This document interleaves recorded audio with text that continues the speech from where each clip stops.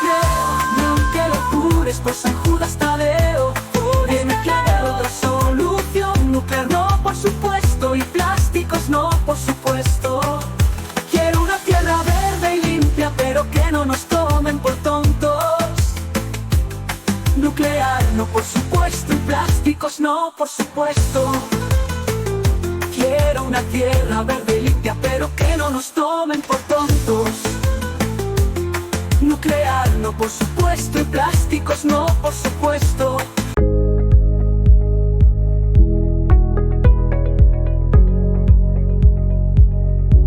Energía nuclear verde. Me quedé pensando al escucharlo. Un caballo de Troya ambiental. Pensé que lo mejor era reunir un panel de expertos y periodistas en su debate sobre emergencia climática y hablar de este asunto. El debate sobre si la energía nuclear puede ser considerada verde. Alucinando. Es uno de los temas que, como una buena telenovela, tiene de todo. Tiene drama, personajes con opiniones opuestas, giros inesperados de guión y un futuro que no está escrito, lo cual es muy, muy inquietante. El caso es que aquí tenemos a Cristina Royce y tenemos a José Ignacio Domínguez, que lo tenemos en nuestra mente. Ahora hablaremos porque iba a estar presente, pero no puede estar. Tenemos a Ezequiel Martínez y tenemos también a Enrique Cabeño de forma teledirigida porque tendrá su opinión. Tenía hoy reunión de su partido. Pero en definitiva, lo más importante de todo es que estamos hablando con libertad y en libertad. Y el supervisor de esta historia se llama Daniel López Marijuán y es un lujo contar con él desde hace ya bastantes meses como supervisor de la tertulia científica y de emergencia climática más chula que hay en este país, te lo puedo asegurar. Así que, compañero, tienes la nave y, como hace nuestra amiga Lola Illescas, condúcela a buen puerto. Adelante. Sí, el intento de esta sesión era fundamentalmente pegar un repaso, ¿no?, de cuáles son los problemas que tiene ahora mismo la energía nuclear, que están de plenísima actualidad.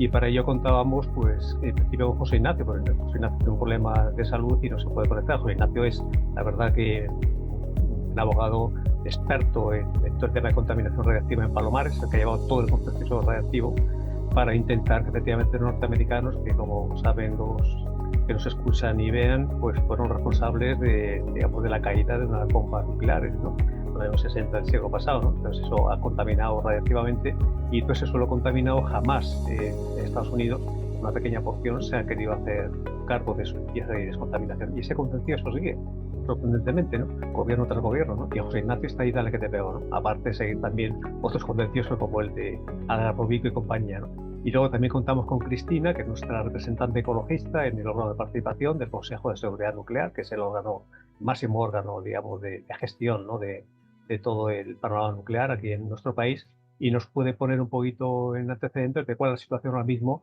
del problema que tenemos con los residuos radiactivos, porque también, como mucha gente sabe, las centrales nucleares se van a cerrar a lo largo de esta década, hasta el año 2027, 2037, aproximadamente una década, y entonces eso genera una cantidad de residuos radiactivos absolutamente descomunal, para los cuales ahora mismo, lo comentará Cristina, no hay una solución efectiva, ¿no? Y no solamente eso, sino que, y con esto termino la introducción, el coste de esa gestión, que es la verdad que altísimo, digamos, el foro nuclear, que es la patronal de las grandes empresas eléctricas que son propietarias de centrales nucleares, como nos comentaba Cristina, digamos, quiere pagar solamente una parte, y quieren que sean del grueso de los ciudadanos, con aquella vieja y desgraciadamente todavía vigente política de que los beneficios se privatizan y las pérdidas se socializan. Pues en este caso un ejemplo palmario de que también lo quieren hacer con los residuos radiactivos. Entonces, Cristina comenta esta situación que acabo de introducir, si quieres. Tú también, querido Dani, eres una autoridad en el tema de los residuos y creo que vas a aportar bastante en la tertulia, espero. Bueno, nos queda alguien a quien yo agradezco profundamente que esté con nosotros y que sí va a ocupar, de alguna forma, la parte del comandante de la nave, porque yo creo que él estuvo en Palomares. Yo estoy completamente convencido de que mi amigo Ezequiel estuvo en Palomares. Ezequiel Martínez, periodista ambiental, persona querida y apreciada por nosotros y por mucha gente. Ezequiel, yo doy un paso al lado y me quedo aquí en la tertulia, pero ayúdanos a pilotar la nave con Dani y condúcenos por ese mundo tan complicado de si es verde o no la energía nuclear. Yo ya digo que no. Y digo que no, bueno, porque he leído mucho al respecto. Sí, es la pregunta central que nos convoca aquí. Yo le he dado muchas vueltas en las últimas horas después de hablar contigo Yo creo que la energía nuclear no es verde. La energía nuclear puede ser gris, quizá negra, a tenor de, sobre todo, los dos grandes accidentes nucleares han sido considerados como los dos grandes desastres nucleares de la historia de la energía atómica moderna, que son Chernobyl y Fukuyama. Estamos hablando de los años, Chernobyl en el caso concreto, año 86, norte de Ucrania. Una nube radiactiva que se expandió por toda la Unión Europea y por América del Norte. Oficialmente se constatan 31 muertos y 116.000 evacuados. Yo creo que toda la humanidad se ha echado a temblar ahora con la guerra, o más que con la guerra, con la invasión de Rusia hacia Ucrania, porque fue una invasión, fue una decisión unilateral de Rusia la de invadir y declarar una guerra a Ucrania. Ucrania lo que está haciendo es defendiéndose como puede, ¿no? Bien, pues ahora estamos temblando y ya de hecho hubo un intento casi de en uno de los bombardeos rusos, una de las centrales nucleares ucranianas estuvo a punto de ser tocada y hundida. Y ahora mismo los temores en esa otra región en la que Ucrania está de nuevo atacando en la parte nordeste a Rusia, nordeste de Ucrania, también hay riesgo allí porque hay una central nuclear. Bien, esto por un lado, ¿no? En Fukushima 2011, afortunadamente decía Cristina hace un rato, no hay constatación de muertes, pero sí hay constatación de lo que supuso aquello. Es verdad que aquello se generó por un tsunami con olas de hasta 14 metros en 2011 y al día de hoy pues hay 1 millón de metros cúbicos de agua radiactiva y 39.000 desplazados de la zona que no quieren volver a sus casas, insisto, en Japón, en Fukushima. Bien, con esos dos desastres, el hombre no aprende, ¿no? Hoy hablaba yo con un amigo y decía, es que no aprendemos, ¿no? Hablábamos de otra cosa, pero efectivamente no aprendemos de la historia. La historia nos va enseñando, nos va poniendo delante ejemplos que debieran de hacer reflexionar a la inteligencia humana y al contrario, yo creo que hacemos como los cangrejos que vamos dando pasos atrás. Volviendo a la pregunta, yo creo que no es verde. La energía nuclear es gris o es negra. En todo caso, sí digo ya de entrada, y Daniel ya comentaba, ¿no? El tema de, en España quedan 7 centrales nucleares, ¿no? Yo tengo aquí, me molesta en tomar los datos. Almaraz 1 se cerrará, según las previsiones, ya veremos, en 2027. Almaraz 2 en 2028, en Cáceres, las dos. Ascó en Tarragona en 2030, Cofrentes en 2030, en Valencia. Ascó 2 en 2032, Vandellós en 2035 y Trillo en Guadalajara 2035. Este es el panorama que tenemos por delante. Entonces, a la vista de lo que supone la amenaza del cambio climático, yo llevo años dándole vueltas a esto y pienso lo siguiente.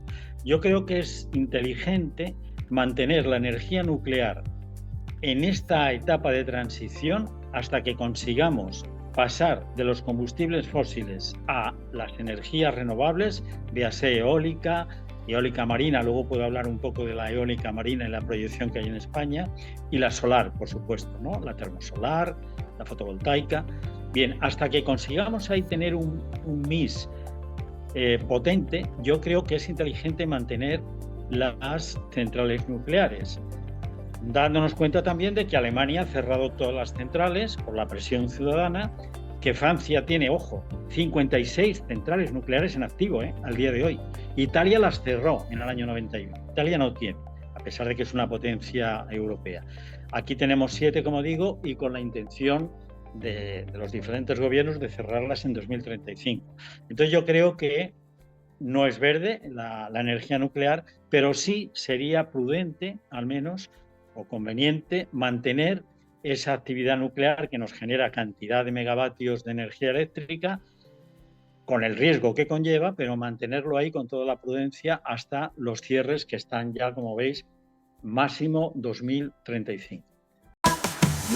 No me lo creo, no te lo jures por San Judas Tadeo. Dime que hay otra solución, nuclear no, por supuesto, y plásticos no, por supuesto. Quiero una tierra verde y limpia, pero que no nos tomen por tontos. supuesto, y plásticos no, por supuesto. Quiero una tierra verde y limpia, pero que no nos tomen por tontos. Nuclear no, por supuesto, y plásticos no, por supuesto. Enrique Gaviño es portavoz de Industria dentro de la comisión correspondiente y es el portavoz de su partido en esa materia, en la materia industrial. Y en la materia de transformación de lo que está pasando en ese instante, yo creo que podemos contar con él para estos y otros asuntos.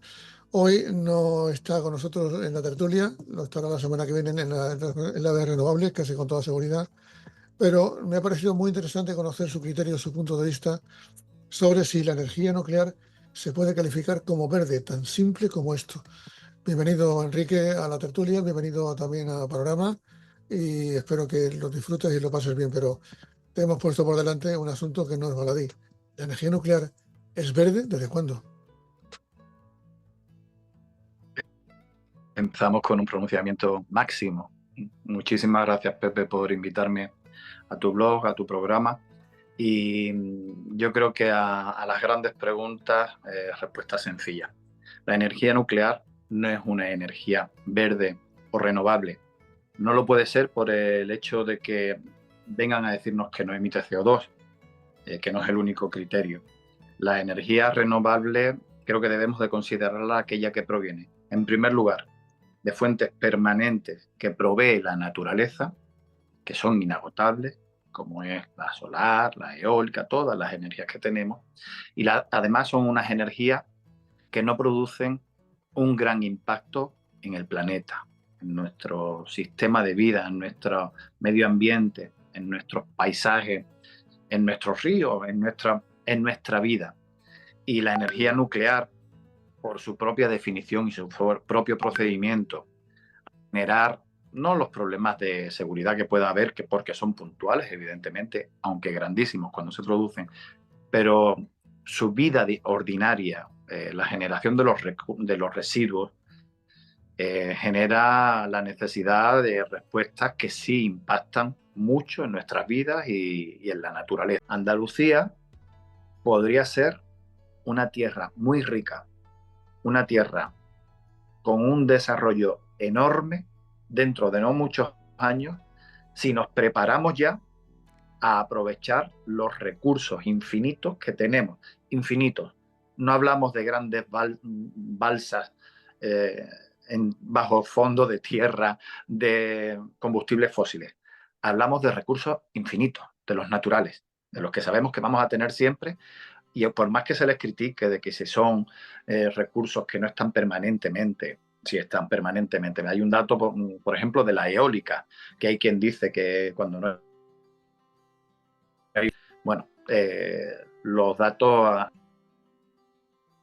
que no ha habido ni un solo segundo desde el año 2017, creo recordar que era, desde el 1 de enero de 2017, ni un solo segundo en el que no se haya producido energía proveniente de la eólica en nuestro país. Ni un solo segundo, permanentemente. Pero es que con la solar ocurre igual.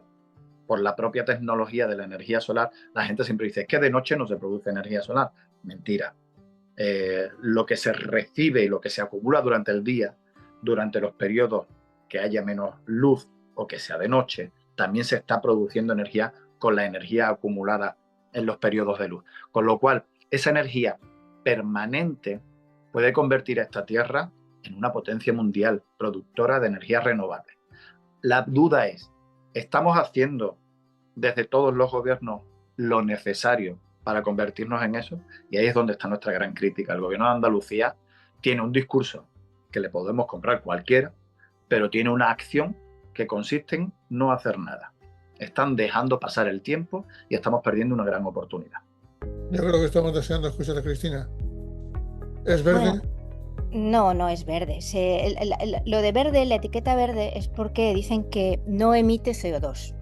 Eso es una flagrante mentira, porque no es una combustión lo que produce el vapor de agua que mueve las turbinas y genera electricidad. Es un calentamiento del agua debido a emisiones radiactivas. Pero ese núcleo del reactor no está ahí de la nada. Es decir, para producir el uranio que se usa ahí hay que hacer una minería muy extensa donde el uranio es una pequeña parte, lo cual ya significa muchas emisiones de CO2. Luego, ese uranio no vale el isótopo más habitual, el 238.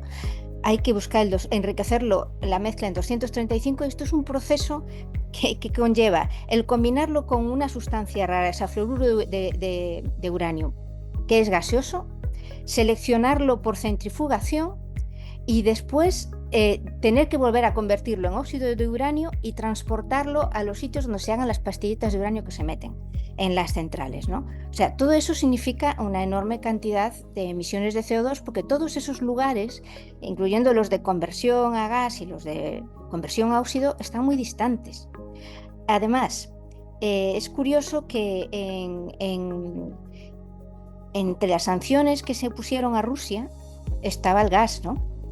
Por la guerra de Ucrania, pero no se puso sanción al uranio. ¿Y por qué? Porque el suministrador de uranio enriquecido principal en el mundo es la Unión Soviética, Rusia, perdón, más países de la órbita de la Unión Soviética como Uzbekistán. Y hasta hace no mucho nuestro tercer proveedor principal era Níger, que es un país pues en estos momentos no precisamente muy estable. O sea que además de emitir CO2, también es completamente necesario importarlo y se produce y se genera en zonas de crisis por países pues, que son inestables o incluso agresivos. Y esa inestabilidad nos trae problemas a los países civilizados, ¿no? Por supuesto, nos convierte en dependientes. De hecho, Ucrania, en su política de separarse de la Rusia de Putin, una de las cosas que estaba haciendo es intentar convertir el funcionamiento de algunas de sus centrales que funcionaban con uranio proporcionado por la URSS por uranio proporcionado por la Westinghouse, ¿no? Generados en determinados países de Europa. Pero al final la minería está en varios países, más o menos, pero la principal producción minera de uranio está en los países, digamos, de Rusia y órbita soviética. Pero lo que es más, el proceso de enriquecimiento, que para el 80% de las centrales del mundo es esencial, el enriquecimiento en ese isótopo 235, eso está prácticamente en un 75% en manos de Rusia y de sus países. Y no es fácil crear nueva industria en los países, digamos, occidentales o que no sean prorrusos para sustituirlo. Eso será una cosa que lleve tiempo. Así que más bien la nuclear no es verde, es una trampa. Pero todo esto proviene de los problemas de las centrales francesas, que aunque son 56 no están funcionando 56. Hubo periodos, ahora mismo no lo he mirado hace tiempo, pero hubo periodos en que la mitad de la flota prácticamente estaba parada. Y tuvieron que comprarnos energía nosotros. Tuvieron que comprarnos a nosotros, comprar a los alemanes. Es decir, durante un tiempo, una época se decía que Francia proveía energía nuclear porque también tiene sus problemas de ciclos de producción, ¿no? El excedente también tienen que sacarlo. Pero Francia ha estado dependiendo de sus países vecinos en electricidad durante bastante tiempo y aún le queda. Y por último, recordar su central nueva, la Flamanville, que se empezó a construir a principios de los 2000 y todavía no se ha terminado y tiene serios problemas de funcionamiento y es una, nada más. O sea que lo de las 30 centrales... ¿Cuánto tiempo se tarda en montar una central, Cristina? De promedio está en el mundo como cerca de los 9 años. Pero ¿Y en desmontarla? en desmontarla, pues el periodo que han dicho en el plan de residuo radiactivo en España es de 10 años. Eso es lo que ha pasado con la central de Zorita, que es la más pequeña que tenemos, la más antigua, pero en otros países le atribuyen un periodo de 20 años. O sea que me parece que los 10 años que decimos aquí son bastante optimistas. O sea que es un asunto complicado entre manos, ¿verdad? Muy complicado y muy caro. Y te quiero hacer una pregunta, lo siento, pero estamos en un ámbito en el que hay que preguntar estas cosas. ¿Hay algo que no huele, que no sabe nada, que no se ve, que no flota en el ambiente? Hay algo que te hace morir rápidamente y es la contaminación radiactiva. ¿Qué se sabe de esta historia? ¿Qué pasó? Porque Chernóbil ocurrió, pero luego no hemos vuelto a saber nada. Fukushima pasó y sabemos con cuentagotas lo que pasa. Pero esta muerte invisible, Cristina, de eso se habla poco porque da mucho miedo, de yuyu. Sí, se habla poco. En realidad puede ser rápida como los 30 o 30 y tantos famosos bomberos de Chernóbil, o ser lenta como lo que pasó en Fukushima. Se dice, no murió nadie, solo a alguien le dio un infarto. Bueno, ahora hay demandas de gente que eran niños o jóvenes, adolescentes en la época de Fukushima, que ahora tienen problemas de cáncer de tiroides. Y por cierto, que los tribunales japoneses están diciendo que no, que su cáncer no tiene que ver con el accidente de Fukushima, ¿no? Entonces, las hay rápidas, pero son las menos. Las que son mayoritarias pueden ser lentas. Es un problema la contaminación de la tierra y los alimentos, y en muchas ocasiones, como por ejemplo sabemos por Palomares, el problema de la bomba, es difícil eliminar esa radioactividad que se ha, digamos, depositado sobre el suelo.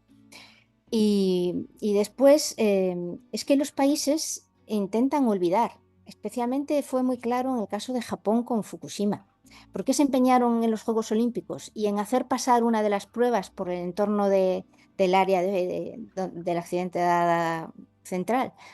Pues por decir, lo hemos superado, lo estamos superando, esto ya no nos queda casi nada, cuando en realidad todavía los residuos de la tierra y la vegetación contaminada con la nube radiactiva, pues todavía están almacenados en bolsas, en sitios depositados, porque hay problemas para que los cantones de las provincias o zonas administrativas de Japón no afectados por el accidente admitan en sus territorios esos residuos. Y estamos hablando de residuos de baja y media actividad, no de los residuos de alta actividad, que es el núcleo que sigue allí y con el que realmente no se sabe qué hacer. Si harán cosas, pues, Para que nos enteremos bien, estas centrales que van a cerrar, los residuos más peligrosos se quedan dentro, protegidos, y los menos peligrosos se almacenan cerca de la central. no. Los residuos más peligrosos están, mientras funcionan las centrales, están en una piscina bajo agua para bloquear su radiación en las propias centrales. Y normalmente, además, en un sitio que no está protegido por la famosa cúpula de cemento de 1 metro de la central. Por ejemplo, Zaporilla, la central más grande de Europa, que es la amenazada por los ataques de Rusia. En Ucrania. Es en Ucrania, sí. Pues también es un problema que están todas paradas ahora, me parece, quizás salvo una, pero todo el combustible que está almacenado en sus piscinas es un objetivo que no está realmente protegido de ataques con bombas, etcétera. Bueno, pues solamente en la central de Trillo estaba cerca, estaba dentro de la contención, en las demás no.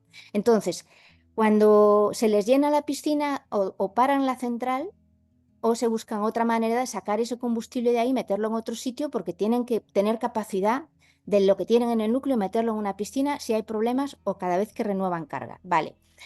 ¿Qué es eso? Pues se le llaman contenedores de residuos radiactivos. Son, pues, realmente parecen Sarcófagos. ¿Son? Sarcófagos. No, no son sarcófagos. Sarcófagos sería si le pusieran una capa encima a la central. No, tienen como 6 metros de alto, 2,5 metros de diámetro.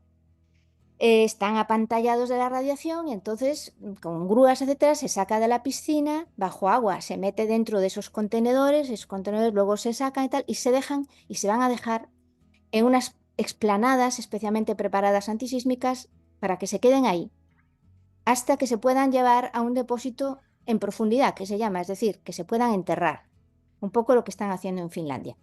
Otros residuos que no son el combustible, que no son tan radiactivos, que son los residuos de baja y media actividad y los de muy, muy baja, esos se llevan al Cabril.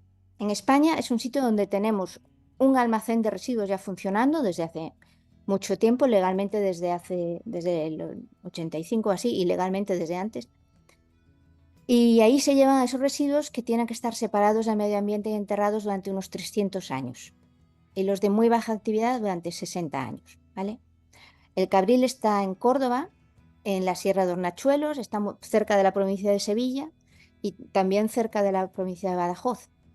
Está en una zona que es inaudito que lo hicieran allí, es decir, es un espacio natural protegido, está surcado de cursos de agua, ese agua, por cierto, desemboca en el Guadalquivir, está muy lejos de todas las centrales nucleares, con lo cual los transportes que hay que hacer, de 200, 300 al año, pues recorren mucha carretera, ¿no?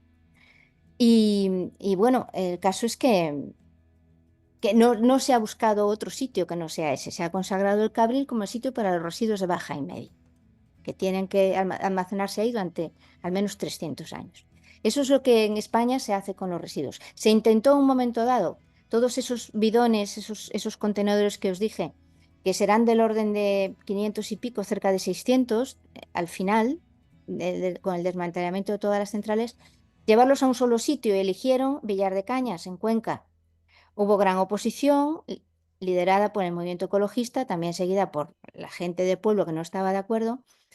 Al final la cosa se retrasó tanto, tenía tantos problemas y era un sitio tan inadecuado, porque es una zona kárstica, donde hay filtraciones de agua constantes a acuíferos inferiores, que este gobierno que tenemos le dio carpetazo, vamos, lo dio por zanjado. Aunque aún hay, el sector nuclear lo reclama, porque a ellos les gustaría que se centralizara todo eso y que desapareciera de la vista del público y además ellos pudieran reusar el terreno de las centrales porque son unos nodos eléctricos muy potentes, lo cual hoy en día es muy valioso.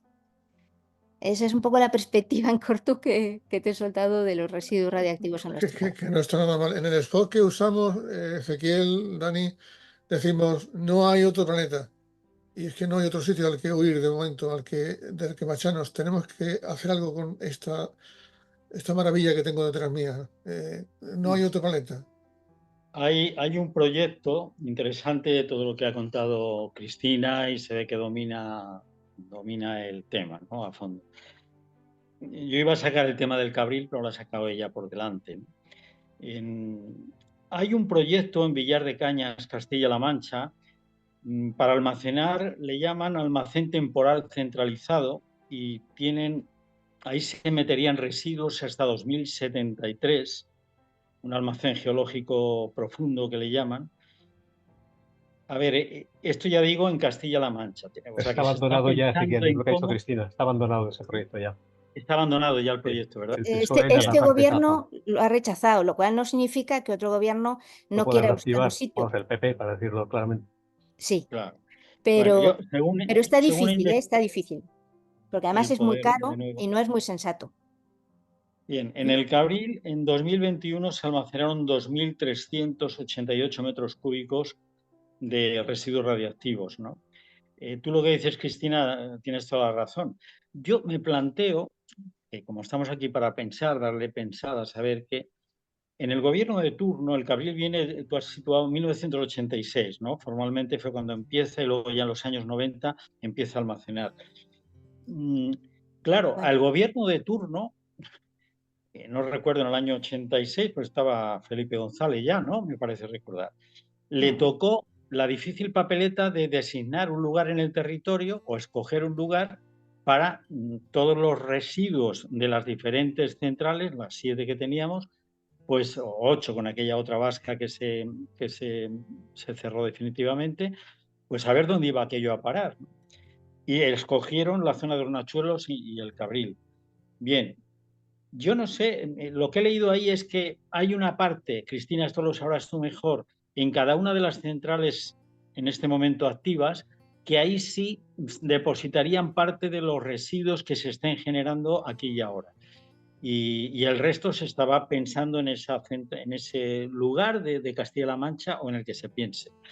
¿Tú crees que podremos en los próximos decenios poder acumular esos residuos, lo que queda hasta el total cierre en 2035 de las centrales, ir acumulándolos o bien ahí en cada una de las centrales, en algún lugar que tengan, o lógicamente habría que acelerar la construcción de un lugar para llevar ahí todos los residuos que se vayan generando de aquí a 2035, ¿no? ¿Sabes cómo está todo ese tema? ¿Tenemos ahí futuro o no? Sí, vamos a ver. Ya salió el plan de residuos, ¿no? Que llevaba 17 años desde el anterior, y el plan de residuos es, digamos, la herramienta donde se define la política de residuos de un gobierno. Otro gobierno lo cambia y vale. Entonces ahí se explica cómo se va a hacer. En la sede, en el lugar de las centrales nucleares, en cada una de ellas ya se ha construido, se va a ampliar o se va a construir, si hace falta, esa explanada que os dije antes. Se meterán los residuos de combustible nuclear, que es son los más peligrosos, también algunos otros elementos muy radiactivos, en esos contenedores apantallados. tienen la gran ventaja los contenedores respecto a las piscinas que no necesitan una circulación de agua refrigerada y una vigilancia constante. Su refrigeración, porque los residuos emiten mucho calor, ¿no? Están al orden de 400 grados cuando entran en la piscina, pues es pasiva, ¿vale? Hay que vigilar una serie de cosas, pero no dependen de los humanos. Luego, lo que decías de hasta 2073, eso es lo que se dice, la fecha que se da en el plan de residuos para que esté funcionando un almacén geológico en profundidad, del cual pues sí hay estudios y trabajos sobre ¿cómo se dice? Geología de terrenos, sobre cómo puede ser. Hay otros países que están en ello también, tampoco muchos, pero claro, no se ha empezado ni a hablar del sitio, ni a plantearse en serio la cuestión. Y claro, 2073 es mucho tiempo para tener los residuos en explanadas en contenedores. Eso por una parte. Nosotros en el movimiento antinuclear pensamos que se tiene que construir antes, que hay que empezar antes todo el proceso, que es un proceso largo y complejo y que requiere de responsabilidad política. Para nosotros la primera responsabilidad en el movimiento ibérico antinuclear es los residuos se quedan en España. No se pueden ir a otra parte. En el 2001, me parece que fue, o un poco antes, Putin, en una de estas declaraciones que hacen los políticos, alegremente ofreció Rusia como sitio para llevar los residuos radiactivos. Bueno, ahora ya no lo haría, ¿no? Pero es que aunque lo ofrezca para el desierto del Sáhara, Marruecos, Argelia o cualquiera, no debemos por responsabilidad, porque esos residuos van a estar ahí, pues durante muchísimas generaciones y más allá. Estamos hablando, dependiendo del isótopo radioactivo, de miles de años, decenas de miles o hasta cientos de miles. Bueno, Entonces, hay una historia que me llama mucho la atención. Estamos hablando de puntos de vista profesionales, pero resulta que hay una encuesta, la última encuesta sobre este tema, en el que la mitad de los españoles acuerdan que es bueno prolongar la vida de las centrales. Y parece que, por otro lado, está también el miedo a lo desconocido que puede generarse en esta decisión. Eso en España, ¿cómo lo entendéis? Porque no todos los medios, desgraciadamente, tienen un punto de vista coincidente con lo que estamos planteando aquí. Y lo que se plantea es que hace falta salir adelante. La economía antes que la vida. si me lo preguntas a mí, yo te diría que la nuclear viene a ser un 20% de la electricidad que ahora se produce en España. Pero es que la eólica hace tiempo ya que alcanzó ese 20%. Y con la solar, con la gran instalación de solar que se ha hecho, la producción renovable ya es superior. No se está trabajando, casi en mi opinión, muy poco, otro recurso energético que es el ahorro, es decir, la no necesidad, adoptando técnicas para necesitar menos energía, desde para tener confort en casa hasta poder desplazarse incluso, planteándose qué es lo que realmente necesitamos. O sea, la cuestión de la energía tiene mucho que ver con el tipo de sociedad en que se trabaja, pero necesitamos energía para vivir. Y la cuestión es que la energía nuclear, pues durante 40 años funciona una central, digamos que es el tiempo de vida que se llama, porque es para el que fue diseñada ingenierilmente en su momento, pero puede estar a más de 40 años entre desmantelamientos, retirada de combustible, etcétera, etcétera, más luego en hacer el almacenamiento geológico profundo, que también va a ser una cosa cara, ¿no? Entonces, al final, compensa el producir electricidad nuclear, compensa la prolongación.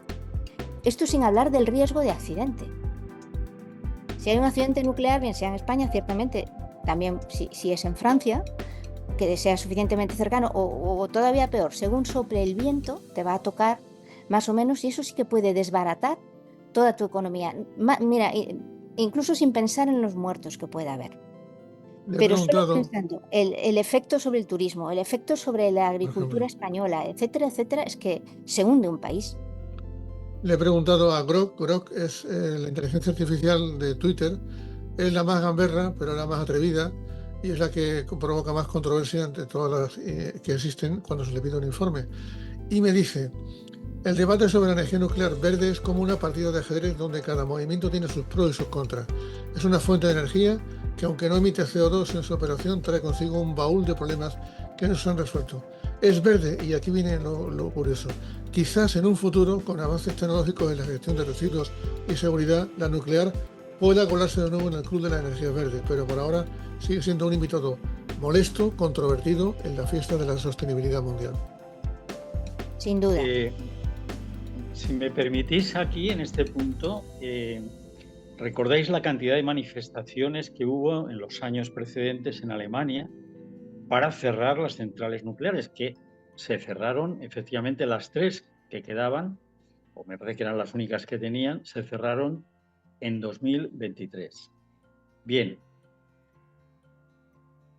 En todo el mundo, analizando, bueno, decía Cristina, y yo aquí tengo un dato que afortunadamente corrobora esto, ¿no? Lo que decía ella del 20%, en 2021 el 20% de la producción fue nuclear por detrás de la eólica, o sea, la eólica estaba produciendo más, ¿no? Bien, hablando de la energía nuclear en el mundo. En el mundo hay 412 centrales. Si no he tomado yo mal nota o Google anda por ahí dando la noticia tal cual. En Estados Unidos, de esas 412 centrales, Estados Unidos es la primera potencia con 93.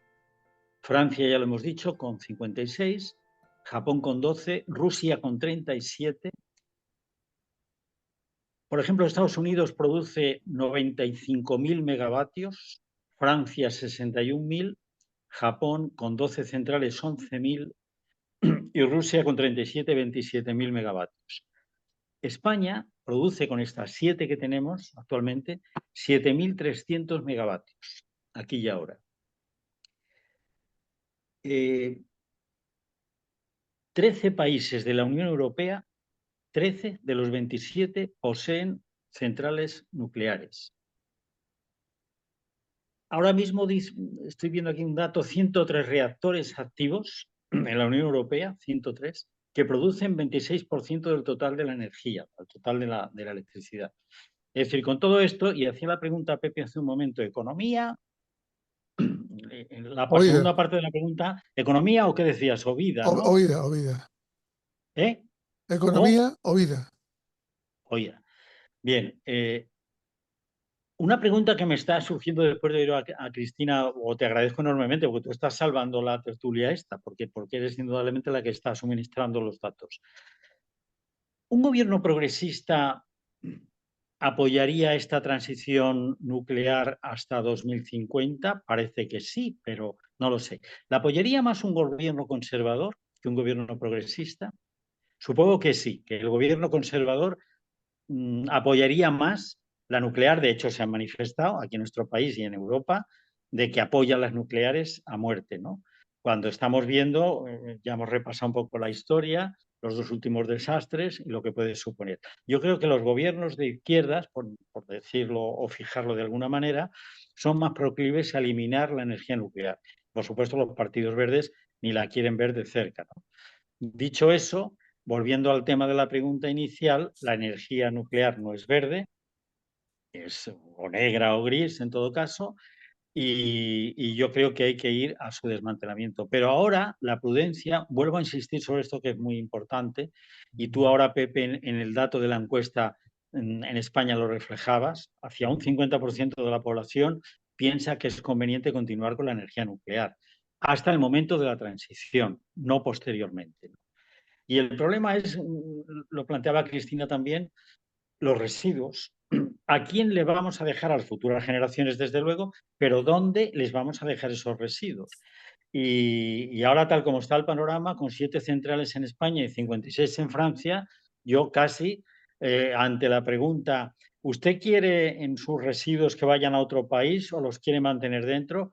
Pues yo casi con lo que está cayendo, digo, virgencita que me quede como estoy. Prefiero yo distribuir los residuos que hemos producido aquí durante todos estos años, desde los 80 aquí, las 7 centrales, trata de buscar un alojamiento o varios alojamientos de esos residuos aquí en nuestro país, porque como pensemos en otro país te puede venir a ti y decir, no, no, los míos van allí. Como está pasando, por ejemplo, con los residuos no de radioactividad, sino residuos tóxicos y de cierta peligrosidad que está ocurriendo en Nerva, ¿no? En Nerva llevan luchando 30 años o casi 40 años para que aquello pare. Bueno, pues aquello no para. Sí tengo que decir en favor de la Junta de Andalucía que en 2023 decretó el cierre de 2 vasos de Nerva porque sobrepasaban ya con más de 2, lo diré bien, sobrepasaban en 2,86 millones de toneladas lo previsto. Bueno, pues si eso lo hizo la actual Junta, presidida por Moreno Bonilla del PP, pues bien hecho está, ¿no?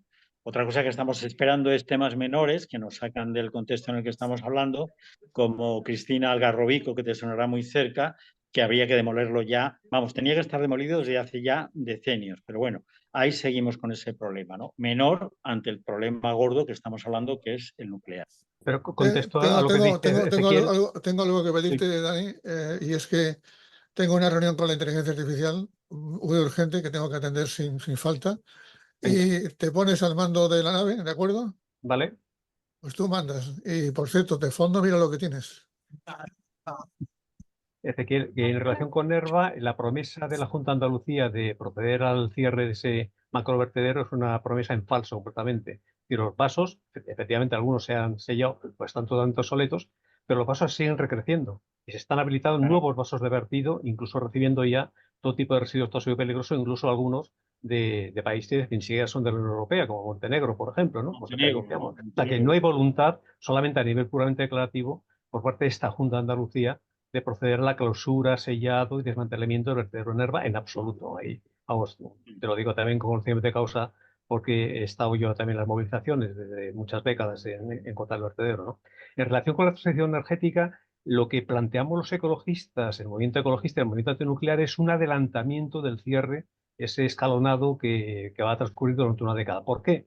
Porque es perfectamente factible y necesario. Es decir, tenemos ahora mismo el problema de las energías renovables es que, salvo la energía hidráulica y parte de la energía solar o la energía de la biomasa, no es cuestionable. Es decir, el pico, por ejemplo, de demanda del consumo no siempre coincide con el pico, por ejemplo, de la oferta de la electricidad. La electricidad no se puede almacenar. Tú tienes que proporcionar siempre la misma cantidad de electricidad de lo que está en demanda. Es decir, necesita ser gestionable. Lo que planteamos es, aparte de ese ahorro que no se está procediendo en absoluto, al que se hacía referencia Cristina, es echar mano fundamentalmente de sistemas de almacenamiento que ahora mismo son absolutamente ridículos. Entonces, puede servir, por ejemplo, para almacenar de forma química esa electricidad sobrante, sobre todo, por ejemplo, durante las épocas en las que hay mogollón de electricidad de origen solar.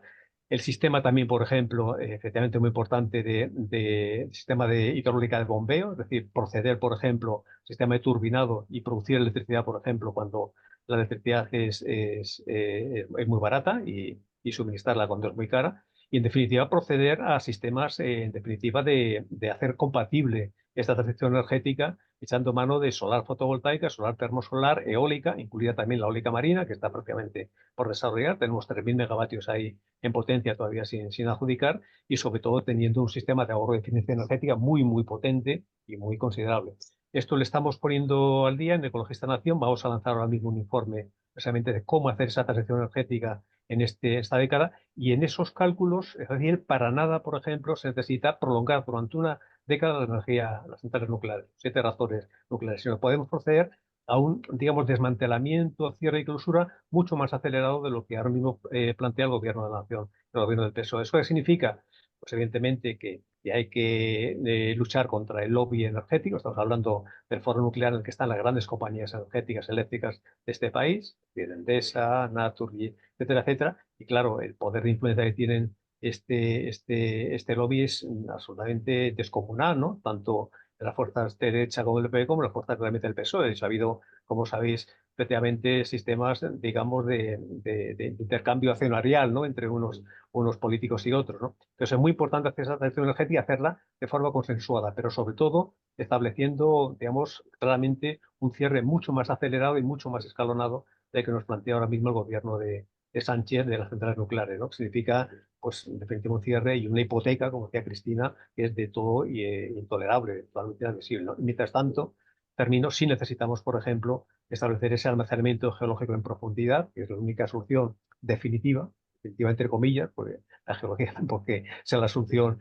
digamos, mágica y para siempre, pero por lo menos evitar esa huella y esa hipoteca envenenada durante décadas y durante generaciones, significa tener residuos radiactivos tanto de baja como media, sobre todo de alta actividad, digamos, al lado de las centrales nucleares, ¿no? Entonces, este cambio de paradigma es lo que tenemos un poquito que luchar. Y desgraciadamente el movimiento nuclear ahora mismo está en una situación, como sabe Cristina, muy débil, ¿no? Entonces, tendríamos que primero lanzar este debate a nivel totalmente nacional, que toda la ciudadanía se implicara en ello, con buen asesoramiento, por ejemplo, con los datos científicos y técnicos que ha proporcionado Cristina, y establecer un acuerdo, por así decir, digamos, de adelantamiento del cierre nuclear mucho más acelerado de que nos plantea el gobierno de la nación y, por supuesto, evitar todo tipo de influencias de estas totalmente indeseables de este lobby nuclear, de foro nuclear, que lo que quiere simplemente es velar por el incremento de sus beneficios y sus dividendos, ¿no? Y digamos la seguridad de la ciudadanía y la protección del medio ambiente les importa un bledo, ¿no? Esta sería un poquito la alternativa. Dani, Ezequiel, Cristina, ¿recordáis esto de hace 40 años?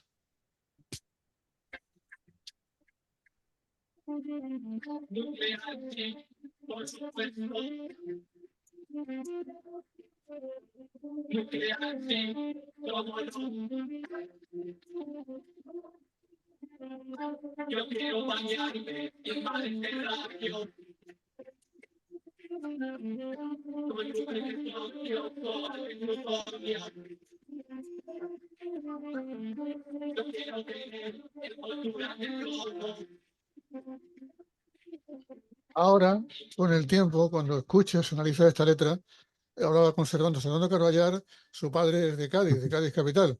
Servando es el líder de Aguedordro y los obreros especializados, que sacan su disco ahora en estos días con 45 años de historia. Ellos decían, nuclear sí, por supuesto. En realidad no estaban diciendo nuclear sí, por supuesto. Estaban pintándonos un mundo en el que nos bañamos en mares de radio y de plutonio. En fin, un mundo absolutamente irrespirable. Y la canción fue todo un hit en la movida. Es una provocación, sí, de Aguilar Torro, efectivamente, no me acuerdo. Bueno, pues creo que hemos abierto un debate interesantísimo y con todos los respetos hemos descubierto a una persona para nosotros que pretendo sea valiosa cada vez que pueda tener un hueco para estar con nosotros, que es la representante de Ecologistas de Nación en el Consejo de Seguridad Nuclear. Por cierto, cuando entréis al Consejo de Seguridad Nuclear, ¿os pasa un contador Geiger o algo? No. Cuando salís, sí, o cuando entráis. Allí están bien cuidados. Está bien cuidado, ¿verdad? Bueno, muy bien. Un minuto o lo que queráis al final para poner la guinda a esta historia que pretende aportar un punto de vista sano, limpio y sobre todo desprovisto de apasionamiento que no tenga que ver con los intereses generales. Muy callado has estado, Dani. Yo cuando te veo tan callado y tan circunspecto, digo, hostias, esto es más grave de lo que parece y no me lo No, cuentas. y soy expectante y atento, y he dicho mi opinión, de forma clara. ¿Tenemos que estar preocupados? Sí, porque falta debate, sobre todo falta conocimiento y falta compromiso. Entonces necesitamos mucha más información, mucha más formación, las dos cosas. Y en el caso del debate nuclear, faltan las dos cosas: información solvente y formación, lógicamente, claro. Ezequiel. Sí, tú es que no has oído la intervención última de Dani, magnífica, claro. Estaba teniendo una Ah, discusión seria con Grok. Ha sido magnífica. Bueno, yo un apunte sobre la eólica marina. Creo que en España tenemos en este momento, Muy Daniel, tú simpática lo hacerlo, sabrás, Ezequiel, sin falta, sí, sí. Hay que hacerlo. tenemos en este momento 22.000 megavatios. En 2030 el objetivo es 3.000 megavatios más y llegar a 25.000 llegaríamos, ¿no? Hay los sitios idóneos para el desarrollo de la energía eólico-marina: Galicia, Asturias, Estrecho y Alborán, Canarias y algo de la Costa Brava. Y luego me ha parecido muy interesante lo último que has dicho, ¿no?, sobre el tema que nos ocupa, energía nuclear. ¿Hace falta más debate? La energía nuclear siempre ha estado tapada por el problema que suponía suscitar el debate sobre la energía nuclear. O sea, ha habido muchos intereses para tener tapado el debate. Entonces, yo estoy de acuerdo contigo en que hay que salir más a la calle, que la sociedad civil tome la palabra y que se esclarezca, y que hablen los técnicos, los entendidos, los políticos también, y se pronuncien, ¿no? Porque estoy convencido además que el tema de la energía nuclear, si se planteara en los programas electorales, habría variaciones de voto considerables. pero no se está haciendo, ¿no? O sea, que estoy de acuerdo contigo en que hay que abrir un gran debate y sacarlo a la luz, porque está ahí soterrado, ¿no? Está ahí como en el Cabril todo metido. Antes de que ponga en marcha un proceso de colonización Elon Musk en Marte y tengamos pues posibilidades de poder irnos si somos multimillonarios. ¿Sabéis que esta canción se llamaba Los bailes de Marte en el año 91?